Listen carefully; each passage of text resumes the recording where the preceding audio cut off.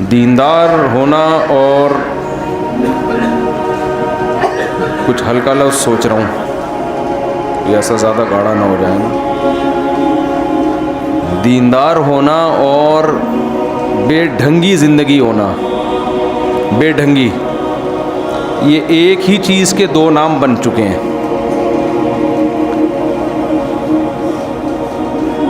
یعنی دینداری کا مطلب یہ سمجھا جاتا ہے کہ کسی کام کا نہ ہو آدمی. سمجھ رہے ہیں کتنی بہت نیک ہے یہ، بہت نیک ہے. مطلب دنیا میں کسی کام کا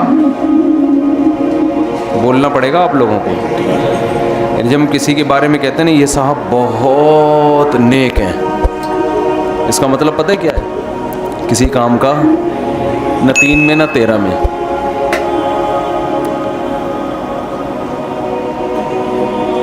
اللہ تعالیٰ نے جو دین ہمیں دیا ہے اس میں اللہ نے دنیا کی کامیابی بھی رکھی ہے اور آخرت کی کامیابی بھی رکھی ہے. یہ بیان شروع ہو چکا ہے، ٹھیک ہے نا؟ ایسا نہ ہو آپ سمجھیں کہ بیان ابھی بعد میں شروع ہوگا، میں کچھ تمہید باندھ رہا ہوں.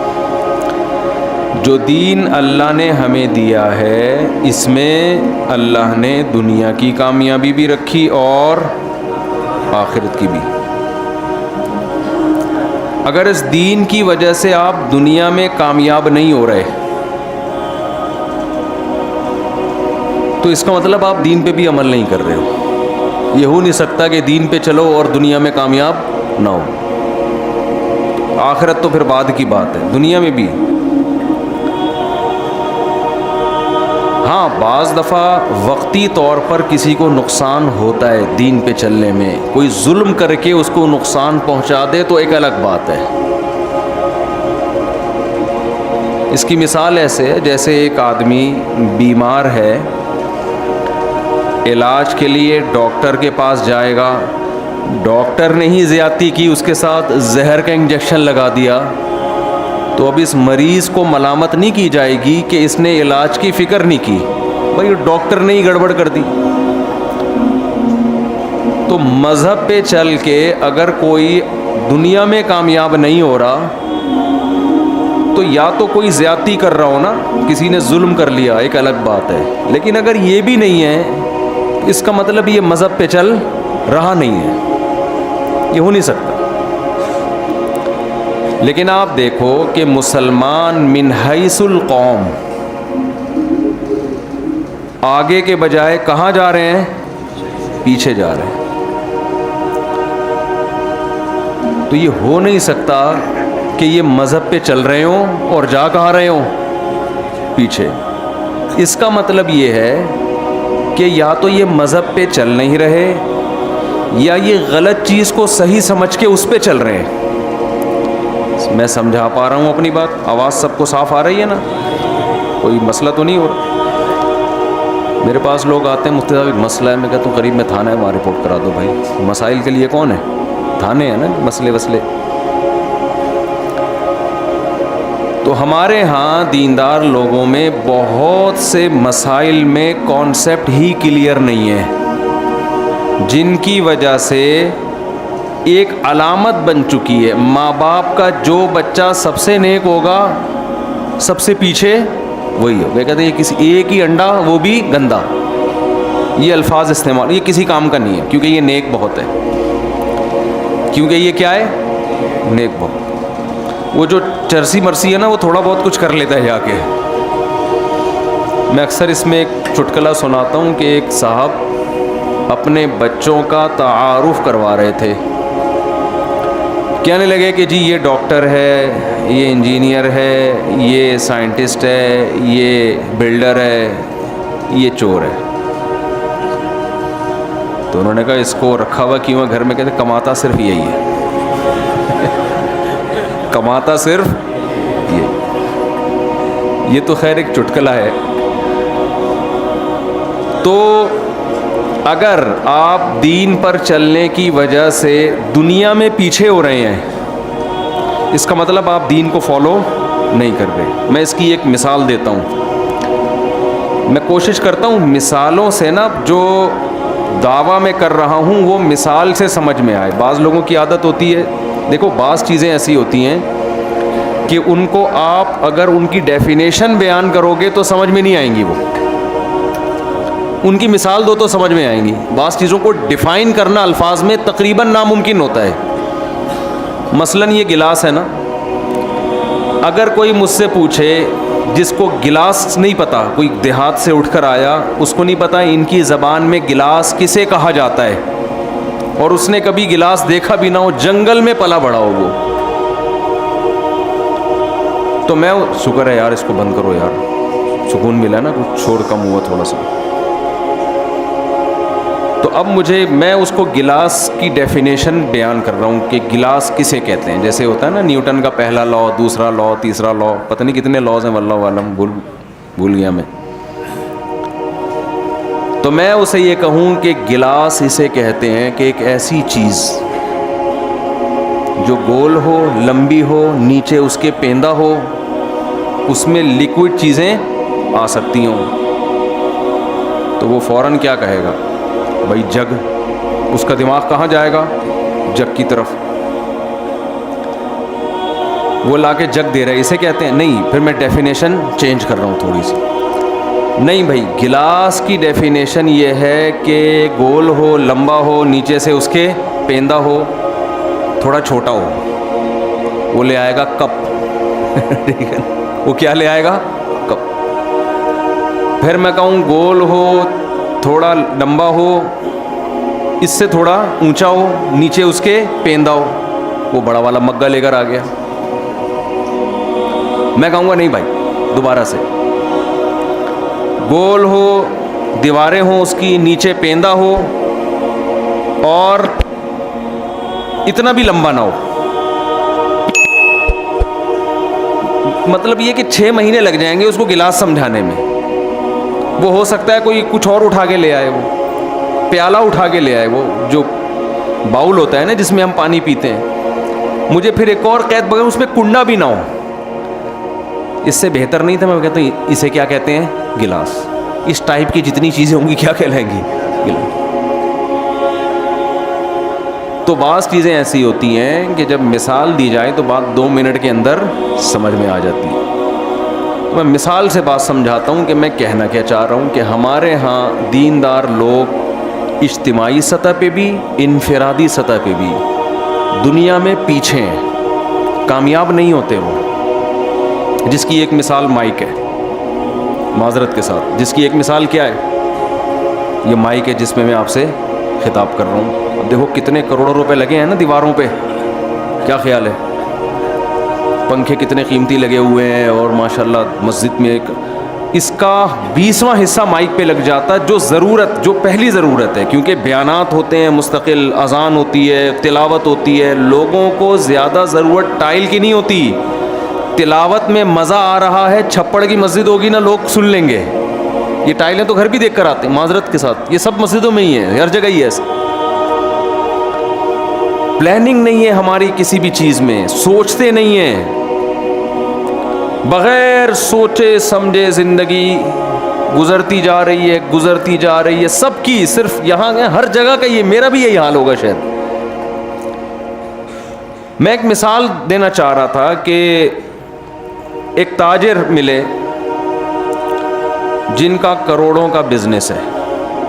بہت کم لوگ ہوتے ہیں جن کا کروڑوں کا بزنس ہوتا ہے. میری ملاقات ہوئی, میں نے کہا آپ اس بزنس کو اربوں کا کر سکتے ہو. کر سکتا ہوں نا. میں نے کہا کیوں نہیں کرتے پھر. انہوں نے کہا میرے لیے یہ بھی بہت ہے. میرے گھر والوں کو اگر مہینے میں میری 1 کروڑ ارننگ ہو تو میرے گھر کے لیے, میرے خاندان کے لیے یہ بہت ہے. مجھے اس سے زیادہ کمانے کی ضرورت, بولو بھائی, نہیں. مجھے کیا ضرورت کہ میں اربوں کا بنا دوں اس کو. وجہ کیا ہے ان کے ذہن میں نے کہا دیکھیں ضرورت آپ کو کروڑوں کی بھی نہیں ہے. یہ جو آپ کروڑ روپے کما رہے ہو, کسی رکشے والے سے پوچھو, اس کو کروڑ روپے دو گے وہ تو خوشی سے مر جائے گا. ضرورت آپ کو اس کی بھی نہیں ہے, یہ بھی غلط کر رہے ہو جو آپ کما رہے ہو. 1 کروڑ کما کے بھی کیا کر رہے ہو. ایک آدمی کی لاٹری نکلی نا, 10 کروڑ روپے کی, غریب آدمی تھا, تو ماہر نفسیات سے رابطہ کیا کمپنی نے کہ بھائی اس کو اگر ہم نے اچانک بتا دیا کہ تمہارے 10 کروڑ نکلیں تو مرنا جا کے خوشی سے، تو ماہر نفسیات کو بھیجا جائے جو اس کو آرام آرام سے بتائیں کہ ایک دم خوشی سے ہارٹ اٹیک نہ ہو جائے اس کو۔ تو ماہر نفسیات گیا اس کو سمجھانے کے لیے، بولا اگر تمہارے 1 لاکھ روپے لاٹری میں نکلے تو تم کیا کرو گے؟ اس کو خوش ہو جائیں گے، بھائی یہ کریں گے یہ کریں گے یہ کریں گے۔ 1 لاکھ سے 2 لاکھ، 2 لاکھ اگر نکل جائیں، 10 لاکھ اگر نکل جائیں، ہوتے ہوتے ہوتے آ گیا 1 کروڑ روپے نا، کہ اچھا اگر 1 کروڑ نکل جائیں، اس نے کہا آدھے تجھے دے دوں گا، یہ مر گیا یہ خوشی سے مر گیا۔ تو کسی رکشے والے کو بول دو کہ بھائی تیری 1 کروڑ روپے تجھے میں دے دیا کروں گا ہر مہینے، تو خوشی سے مر جائے گا۔ تو میں نے ان تاجر سے کہا کہ جو 1 کروڑ روپے کما رہے تھے کہ ضرورت آپ کی 1 کروڑ بھی، میرا خیال ہے کہ 1 کروڑ کما رہے ہیں، مجھے بتاتا کون ہے آج کل، مجھے کیا پتا، اندازہ تھا کہ 1 کروڑ تو ہوگی ان کی۔ تو بھائی ضرورت تو اس کی بھی نہیں ہے، ضرورت تو 2 ٹائم کی روٹی، رات کو سر چھپانے کی جگہ، جس میں 4 کمرے ہوں کم از کم۔ وہ آپ سمجھتے ہیں کیوں؟ ٹھیک ہے نا، کم سے کم اس میں کتنے کمرے ہوں؟ 4 کمرے۔ تو ضرورت تو اس سے بھی پوری ہو جاتی ہے۔ تو ایک آدمی نے کہا نا مجھے کیا چاہیے، ایک ایسی بیوی جو میرے پاؤں دبائے، ایک ایسی بیوی جو کھانا پکائے، ایک ایسی بیوی جو اخلاق سے بات کرے، ایک ایسی بیوی جو اچھے خاندان کی ہو، اور یہ چاروں مل کے میری خدمت کریں۔ تو وہ الگ الگ کی صفات بیان کر رہا تھا۔ تو میں نے ان سے کہا کہ دیکھو ضرورت تو اس بات کی، ضرورت تو 1 کروڑ کی بھی نہیں۔ اگر یہ پیسہ کمانا دنیا کی محبت ہے تو یہ 1 کروڑ بھی بہت ہے، اور اگر یہ دنیا کی محبت نہیں ہے تو بھئی 1 کروڑ بھی کم ہے، پھر جتنا کما سکتے ہو کماؤ۔ کہنے لگے مجھے ضرورت کیا ہے؟ میں نے کہا ضرورت اس کی بھی نہیں ہے، اور اگر قوم کی ضرورت دیکھتے ہو تو پھر 1 ارب کمانے والے کے لیے 1 کروڑ پہ گزارا کرنا یہ غلط ہے، کیونکہ مسلمان جتنا معاشی لحاظ سے مضبوط ہوگا، اسلام اتنا ہی مضبوط ہوگا۔ صحابہ کرام میں جہاد میں جو چندہ دینے والے صحابہ تھے اکثریت، وہ کروڑ پتی نہیں ارب پتی تھے، ان کی تجارتیں بہت پھیلی ہوئی تھیں۔ نبی نے کبھی زندگی میں ان کو 1 دفعہ بھی نہیں کہا کہ اپنی تجارت کا حجم کم کرو۔ حضرت عثمان رضی اللہ تعالیٰ عنہ، حضرت ابو بکر، حضرت مغیرہ ابن شعبہ، رسول اللہ صلی اللہ علیہ وسلم نے فرمایا المؤمن القوی خیر من المؤمن الضعیف، طاقتور مومن اللہ، ایک حدیث میں احب الی اللہ، اللہ کو زیادہ محبوب ہے کمزور مومن سے۔ علماء کہتے ہیں اس سے صرف جسمانی طاقت مراد نہیں ہے، کسی بھی فیلڈ میں آپ پاورفل ہوں گے تو کمزور آدمی سے اسلام آپ کو زیادہ پسند کرے گا۔ نالج کی پاور بھی ایک پاور ہے، آپ کے پاس نالج زیادہ ہے، ایک آدمی کے پاس نالج کم ہے، تو نالج والا آدمی اللہ کو زیادہ محبوب ہے کم نالج والے آدمی سے۔ سمجھ میں آ رہی ہے بات کہ نہیں آ رہی ہے؟ ایک آدمی کے پاس کوئی ایبلٹی ہے، کوئی قابلیت ہے، وہ کچھ کر سکتا ہے، سیاست میں آگے ہے، وہ ایک مثال دے رہا ہوں، اس کے پاس کوئی عہدہ ہے، اور ایک وہ آدمی ہے جس کے پاس عہدہ نہیں ہے۔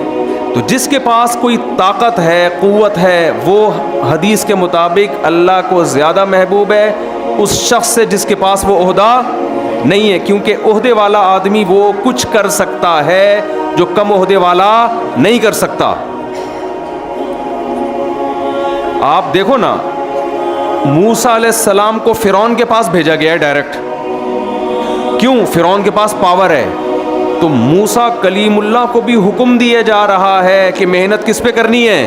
فرعون پہ۔ یہ ٹھیک ہو گیا تو یہ پاورفل آدمی ہے۔ حضرت موسیٰ یہ بھی تو کر سکتے تھے، گھر گھر جا کے ایک ایک کو جا کے سمجھانا شروع کریں، لیکن اللہ کو معلوم تھا کہ ایک پاورفل آدمی ٹھیک ہو گیا تو پورا مصر ٹھیک ہو جائے گا۔ حالانکہ وہ کافر غیر مسلم ہے، لیکن پاورفل ہونے کی وجہ سے اس کو پروٹوکول دیا جا رہا ہے۔ بہت مشکل ہے بھائی بات سمجھانا اس زمانے میں، اس سے بھی زیادہ کچھ کام مشکل ہے، وہ کسی اور وقت بتاؤں گا انشاءاللہ۔ تو یہ ہے عہدے کی طاقت۔ ایک صاحب مجھے کہنے لگے نیوی میں. میں نے کہا یار امتحان پاس کرو, کمیشن آفیسر بن جاؤ. کہنے نہیں بھائی, آفیسرز جو ان میں تکبر بہت ہوتا ہے, میں فوجی بن کے زندگی گزاروں گا تو مجھ میں تواضع. میں نے کہا ٹھیک ہے بھائی, اچھی بات ہے, آپ فوجی بھی اچھی بات ہے, مجاہد ہے, اللہ کی راہ میں لڑنے والا, لیکن اگر اللہ نے آپ کو صلاحیت دی ہے اوپر جانے کی تو آپ جیسے آدمی کے لیے نیچے رہنا یہ اللہ کی نظر میں پسندیدہ نہیں. مالی لحاظ سے پاورفل ہونا اور جسمانی لحاظ سے طاقتور ہونا. ایک آدمی جسمانی لحاظ سے صحت مند ہے, ایک کیا ہے, کمزور ہے. تو حدیث, صحیح حدیث کے مطابق جو پاورفل ہے, طاقتور ہے, وہ اللہ کو زیادہ محبوب ہے, اور جو طاقتور نہیں ہے وہ اللہ کو اس کی نسبت کم محبوب ہے. ممکن ہے بہت سے لوگ یہ سوچیں کہ یار ہم غریب ہیں, ہمارا پھر کیا نقصان, ہم تو اللہ کی گویا محبوب ہی نہیں. دیکھو جو بھی کمزوریوں کی جتنی قسمیں ہیں نا, چاہے نالج کے لحاظ سے کمزوری ہو, عہدے کے لحاظ سے کمزوری ہو, صحت کے لحاظ سے کمزوری ہو, تو دیر آر 2 types آف کمزوریز. ویکنیس کی کتنی قسمیں ہیں؟ 2 قسمیں. ایک کمزوری جو اللہ کی طرف سے ہو اور ایک آپ کی طرف سے ہو.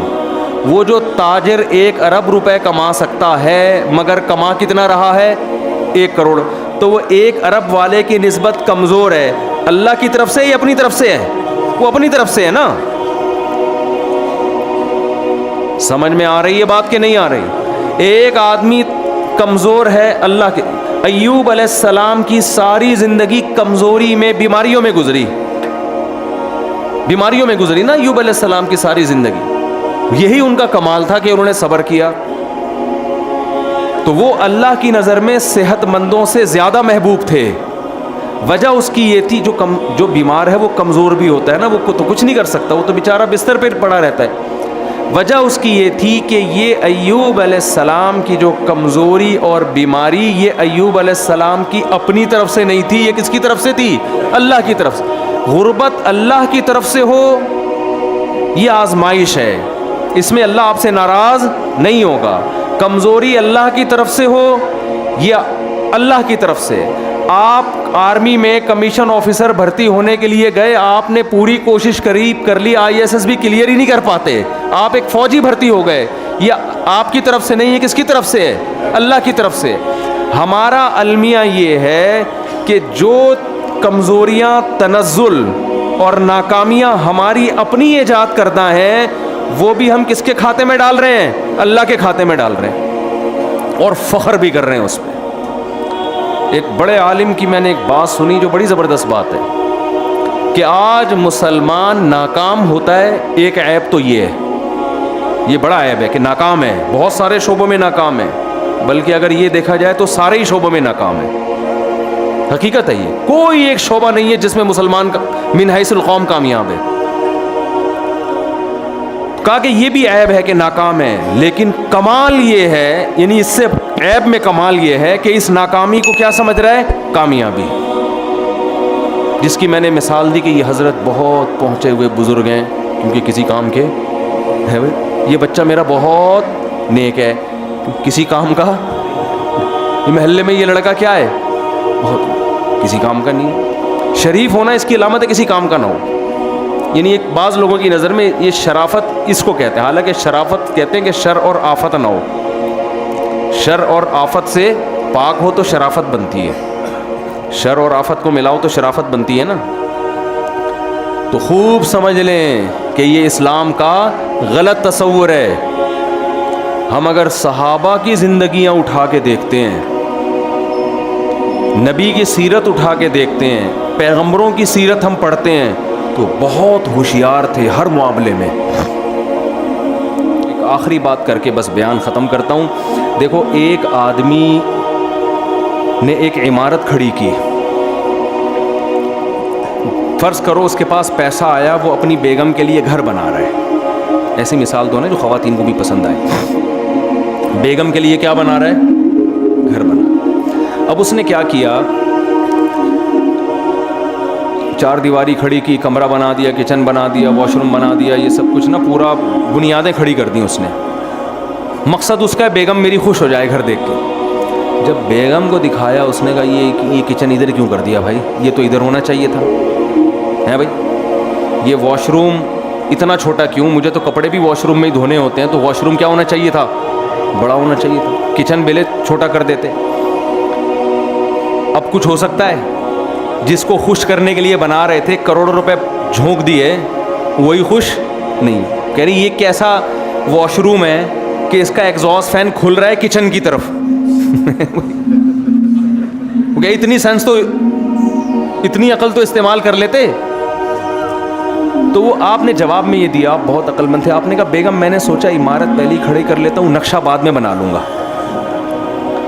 پلاننگ بعد میں کر لوں گا کہ یہ کس طرح کی بلڈنگ ہونی چاہیے, یہ پلاننگ بعد میں, پہلے گھر تو بننے دو. تو یہ پرلے درجے کی حماقت ہوگی کہ نہیں ہوگی, کیا خیال ہے بھائی؟ تو زندگی کی اصولوں پہ گزارنی ہے, کیسے گزارنی ہے, کیا کرنا ہے, یہ زندگی گزرنے کے بعد پلاننگ نہیں ہوگی, زندگی گزرنے سے پہلے. یہ ابھی ٹائم ہے, بلکہ اصل میں تو اس کا ٹائم وقت ہے جب بالغ ہوئے تھے آپ. لیکن چلو دیر آئے درست آئے, اب بھی اگر نہیں سوچتے تو گزرتے گزرتے پھر بعد میں ابے میں یہ کر لیتا, ابے میں یوں کر لیتا. اب تھوڑی ہو سکتا ہے کچھ. ایک صاحب گئے کسی بڑے, ایک انگریز ہے بہت, یعنی وہ ٹریننگ دیتا ہے نا لوگوں کو فزیکل فٹنس کی, وہ 50 سال میں اس کے پاس گئے, انہوں نے کہا میں پرہیز کر کے آپ جیسا بننا چاہتا ہوں. اس نے کہا ٹائم یہ 20 سال میں آپ کو آنا چاہیے تھا میرے پاس. اب یہ ہو سکتا ہے کہ مزید بگڑنے سے آپ بچ جائیں گے, لیکن اب جو باڈی آپ کی جو اسٹرکچر بننا تھا وہ کیا ہو گیا ہے, وہ بن چکا ہے. اب اس میں ڈینٹنگ پینٹنگ کا کام زیادہ نہیں ہو سکتا, تھوڑی سی ریپیئرنگ ہو سکتی ہے, تھوڑی سی ریپیئرنگ ہو سکتی ہے, زیادہ چینجنگ نہیں ہو سکتی. تو یہ تو صحت کی بات ہے, لیکن زندگی کی عمارت تو بہت, ایک بڑے عالم کا ملفوظ ہے, مولانا ابو الحسن علی ندوی رحمۃ اللہ علیہ کا نام سنا ہے, بہت بڑے بزرگ تھے, بہت بڑے عالم تھے, بہت دور اندیش تھے. کہتے ہیں مسلمان میں سب سے بڑا فالٹ یہ ہے کہ وہ یہ سمجھتا ہے کہ میں کچھ نہیں کر سکتا, سب کچھ غیر مسلم کر سکتے ہیں. یہ بہت بڑا فالٹ ہے, حالانکہ وہ بہت کچھ کر سکتا ہے اپنی زندگی میں اگر وہ ایک پلاننگ کے تحت زندگی گزارے. دیکھو گورے کے پاس وہ وسائل اور موٹیویشن کی وہ چیزیں نہیں ہیں جو ہمارے پاس ہیں, سمجھ رہے ہیں بات کو؟ ہمارے پاس پیغمبروں کی تعلیمات ہیں, ہمارے پاس قرآن و سنت ہیں. دیکھو ایک مثال دیتا ہوں, گوروں کے ہاں گرینری زیادہ ہے نا, ہمارے ہاں گرینری کم ہے. حالانکہ گوروں کے پاس درخت لگانے کی فضیلت پر کوئی حدیث نہیں. وہ سمجھتے ہیں درخت لگانے کا سے دنیا میں فائدہ ہے. ہمارے پیغمبر نے بتایا درخت لگانے کا اصل فائدہ تو آخرت میں ہوگا. فرمایا جس نے درخت لگایا اور مر گیا, صحیح بخاری مسلم کی حدیث ہے, جب تک چرند پرند بھی اس درخت سے کھاتے رہیں گے قبر میں اس کو ثواب ملتا رہے گا. اتنی بڑی موٹیویشن کی چیز ہمارے پاس کہ یار اپنی زندگی میں بھی پھل کی امیدیں لگانے کی ضرورت نہیں ہے, مرنے سے پہلے بھی ایک دن درخت لگا کے چلے جاؤ, قبر بہترین صدقہ جاریہ ہو گیا. لیکن درخت آپ کو ہمارے ہاں جتنے ہیں یہ قدرت کی طرف سے ہیں, ہم نے پوری کوشش کی ہے ان کو بھی ختم کر دیں.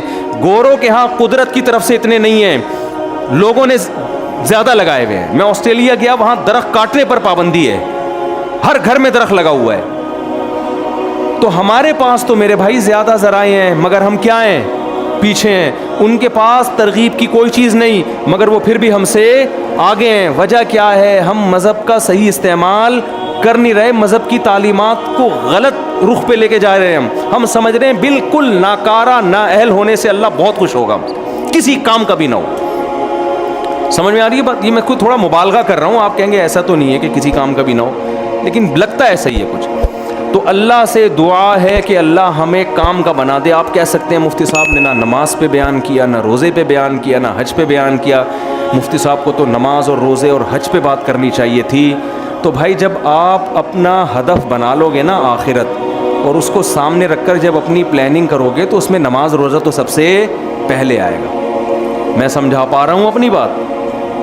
وہ تو سب سے پہلی چیز آئے گی نا, پہلی سیڑھی آئے گی. میں تو ایک اوور آل آپ کا ایک کانسیپٹ کلیئر کرنا چاہتا ہوں کہ آپ کو زندگی کی اصولوں پہ گزارنی پڑے گی. سمجھتے ہو کہ نہیں سمجھتے؟ تو اس میں تو نماز تو سب سے پہلے داخل ہے. تو کیونکہ ہم اللہ کے لیے آخرت کے لیے کریں گے, دنیا کے لیے نہیں کرنا ہم نے کچھ بھی. انما نطعمکم لوجہ اللہ لا نرید منکم جزاء ولا شکورا. قرآن کہتا ہے, میں بس ایک حدیث سنا کے بات ختم کرتا ہوں تاکہ میرا یہ موضوع بالکل کمپلیٹ ہو جائے.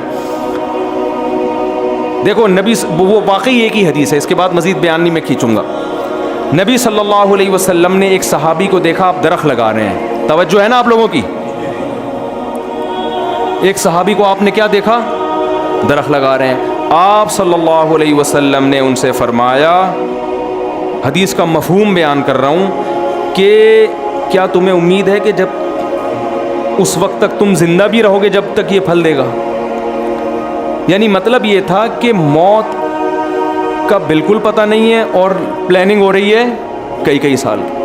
اس حدیث سے کیا پتہ چل رہا ہے, آپ صلی اللہ علیہ وسلم درخت لگانے کی حوصلہ شکنی کر رہے ہیں. سمجھ میں آ رہی بات؟ لیکن بخاری مسلم کی جو حدیث میں نے پڑھی, جس نے درخت لگایا مر گیا تو قبر میں بھی اس کو ثواب ملتا. یہاں تک کہ جو پرندے فائدہ اٹھائیں گے نا, انسان تو دور کی بات, اس کا ثواب بھی قبر میں ملے گا. سمجھتے ہو؟ ایک ہی عمل ہے متضاد, ادھر حوصلہ شکنی ہو رہی ہے, ادھر ترغیب ہو رہی ہے. تو اصل میں بیس پہلے غلط تھی, اب اس درخت کی بیس کیا ہے؟ یہ چیز گورے کے پاس, گورا جب درخت لگائے گا تو اس امید پہ نہیں کہ مر گیا تو قبر میں ثواب ملے گا. یہی وجہ ہے کہ جب وہ کسی بھی خیر کا درخت لگاتا ہے, اس کو حاصل کرنے کے لیے اگر وہ اس تک نہ پہنچ پائے تو پھر خودکشی کی طرف جاتا ہے وہ, کیونکہ وہ سمجھتا ہے دنیا میں جس کام کو میں نے مقصد بنایا میں اس تک نہیں پہنچ پا رہا, کیونکہ اس میں اللہ کی طرف سے رکاوٹیں بہت ہوتی ہیں. بہت دفعہ آپ درخت لگاؤ, ہو سکتا ہے کوئی کیڑا کھا جائے اس کو. جاپان میں ایک صاحب نے, جاپان بہت رہ کر ہے, انہوں نے کہا جاپان میں کوئی خاتون کے بیٹے کا نمبر 1 نمبر کم آ جائے اور 1 نمبر کم سے وہ امتحان میں میڈیکل کالج میں ایڈمیشن سے رہ جائے تو وہ کیا کرے گی؟ میں نے کہا صبر کرے گی. انہوں نے کہا نہیں, زیادہ امکان اس بات کا خودکشی کرے گی وہ. کیوں؟ اس نے بچے کو پالا تھا پیسہ کمانے کے لیے, قوم کا کامیاب فرد بنانے کے لیے. 1 نمبر کم ہو گیا, اس کی محنت ضائع ہو گئی. تو جو دنیا میں اس کا مقصد تھا وہ حاصل نہیں ہوا تو یا خودکشی نہیں کرے گی تو ڈپریشن میں تو جائے گی نا. کیا خیال ہے بھائی؟ لیکن میرے بھائی جو بچے کا درخت لگا رہا ہے ڈاکٹر بنانے کے لیے, یہ بھی تو ایک درخت ہے نا. درخت کی نبی نے مثال دی ہے, احادیث میں مثالوں سے اصول سمجھائے جاتے ہیں. درخت کی ایک مثال دی ہے, جیسے درخت خیر کا ذریعہ بنتا ہے, ایسے ہی آپ اپنے بچے کو اگر ڈاکٹر بنا رہے ہیں کہ اس کی خیر سے دنیا فائدہ اٹھائے گی, بن گیا ٹھیک ہے, نہیں بنا نیت پہ ثواب تو بھی ٹھیک ہے. جو آخرت کا ہدف تھا وہ تو حاصل ہو گیا نا. یوسف علیہ السلام کامیابی کے اسباب اختیار کر رہے ہیں, جو ہو رہے ہیں ٹھیک ہے, نہیں ہو رہے تو کس کی طرف سے ہو رہے ہیں بھائی؟ تو پریشانی تھوڑی ہو رہی ہے. تو اس لیے اپنی زندگی کا کوئی ہدف بنائیں, کوئی مقصد بنائیں اور یہ سوچ کے زندگی گزاریں کہ ہم نے کچھ بڑا کام کر کے دنیا سے جانا. کچھ نہیں ہوتا آخرت میں, آخر میں 4 شادیاں کر کے چلے جاؤ, قبر پہ لاتیں ہی پڑیں گی نا. کچھ تو کر کے گئے, لاتیں ہی پڑیں گی نا. اس کا پورا امکان ہے کہ قبر پہ بھی سسرالی آ کے لاتے مار رہے ہوں, ہمیں ٹینشن دے کے چلا گیا, ٹھیک ہے نا. کچھ تو موسٹ وانٹیڈ بنو, موسٹ وانٹیڈ, سمجھ رہے ہو؟ ٹھیک ہے. تو کوئی اچھا, یہ تو خیر میں ایک مثال دے رہا ہوں, کوئی اچھا کام کر کے دنیا سے جاؤ اور اس کے لیے ظاہر ہے ایکٹیو ہونا پڑتا ہے. اللہ تعالیٰ سمجھنے کی, عمل کرنے کی توفیق عطا فرمائے. وما علینا الا البلاغ.